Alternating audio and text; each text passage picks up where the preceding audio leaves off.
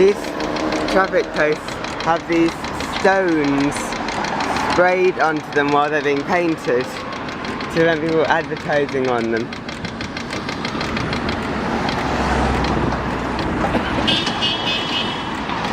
Prague has ticking traffic lights, similar to Berlin. The only difference is that the ones in Prague actually work correctly.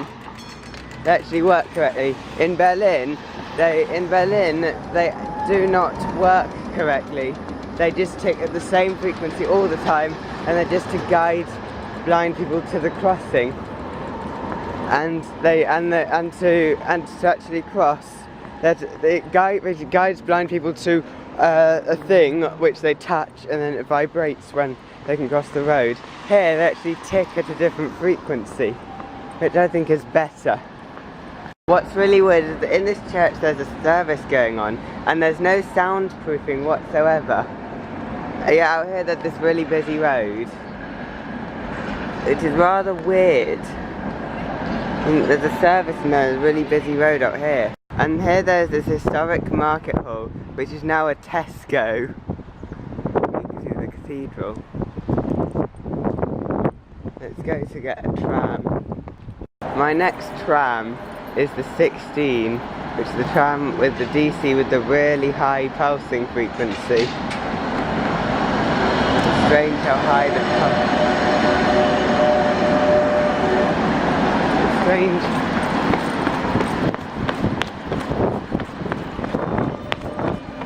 And also, we've got the off-curb tram stops, which is rather weird. This is the area trams are not allowed to drive through when there's a tram. Yellow.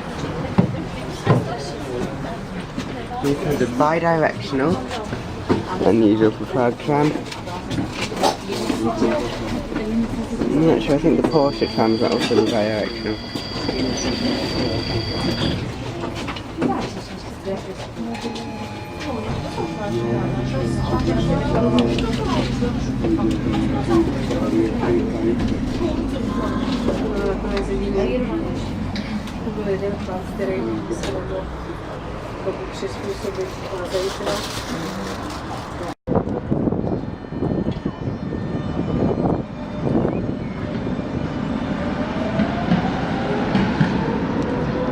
Also, in these newer trams, in the older trams, the rear pantograph is up because they don't transmit the power between the carriages.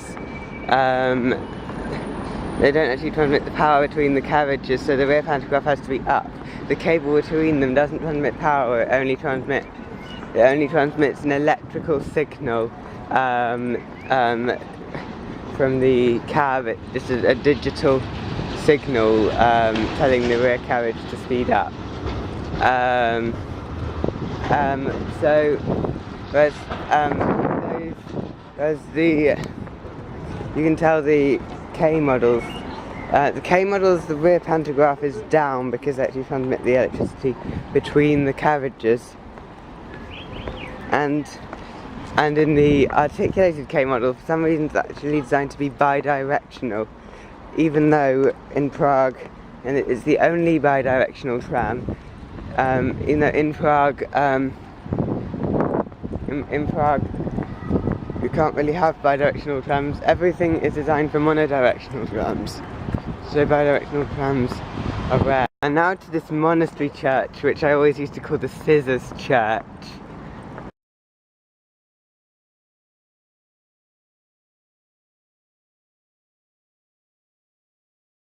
When I lived in Prague, I was really interested in fountains, so I'm disappointed to find that an oil drum has been placed on this one.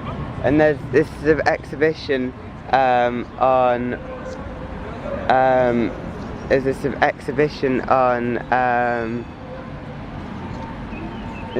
there's this sort of exhibition on the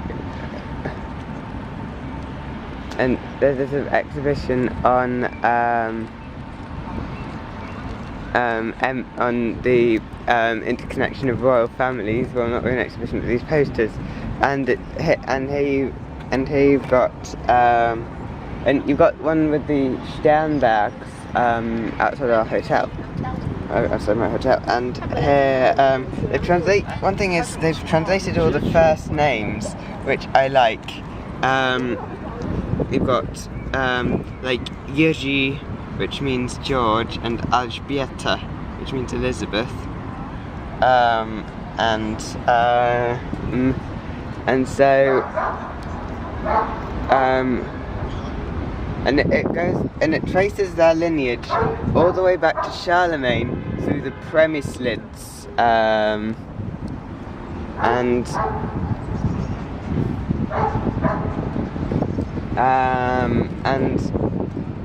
like one thing is you've got it also under Czech customs, and under Czech customs, basically under Czech customs, members of the royal customs, if you become a king or a queen of a country, then you change your surname to an adjective form of the name of the country that you become king or queen of. Why is this photograph in such a low resolution? I mean, it's lower resolution and everything else. This photograph's a low resolution. But basically,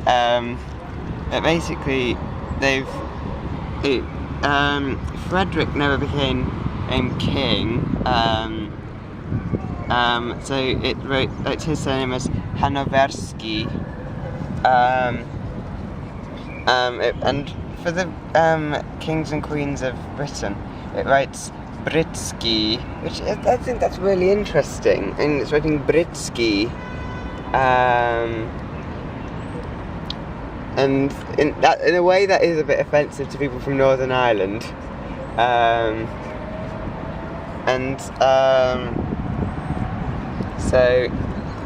word Britsky is kind of interesting. Basically, one way it's derived is kind of like something that until like the 18th, 19th century, the idea that Britain was named after Brutus, who was a refugee from the Trojan War, and until sort of 18th, 19th century, that was actually thought to be historical fact. But then it was proved to have absolutely no basis in real history, and is now discredited.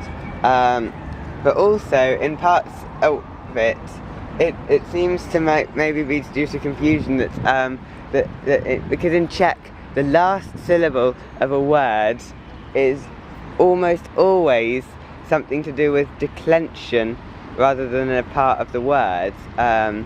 So it might think that applies to English as well. And they've done the same thing here. Szwedzki. I don't know why the S in Sweden is palisade in Czech.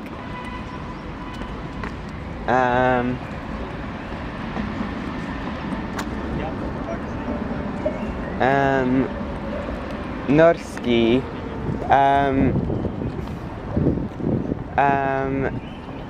This is sort of and you've got Nizozemski, and this is a calc translation.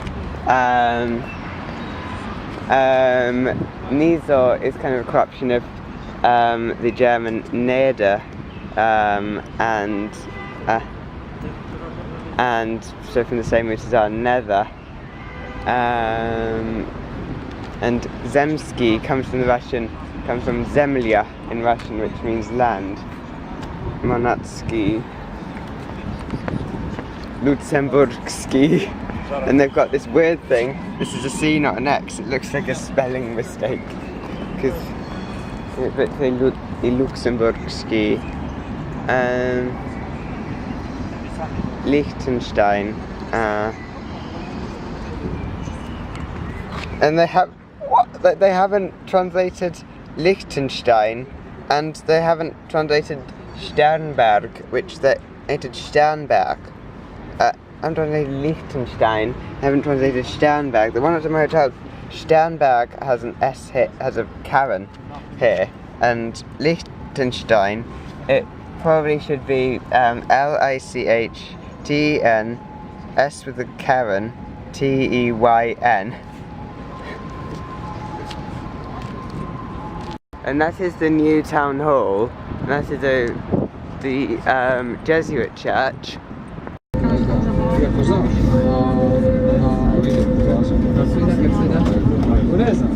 Zase máš? No, prosím tě, hlídáš se? No. Jestli na to jsem o tom přemýšlela, tak jsem něco parametr, takže jsem možná čistě víš, jako tak různě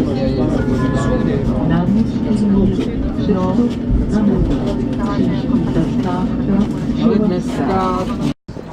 And this is St. Ludmila's church on Náměstí Míru. Over there, I used to live in that building, number 1 Ibsenova. And here is a drinking fountain. If I remember rightly, the first time I came here, this fountain was working, and then it broke, and then after a few months it got fixed again. Let's see if it still works. Unlike fountains in London, this fountain still works. The municipal water supply in this part of the city tastes a bit funny.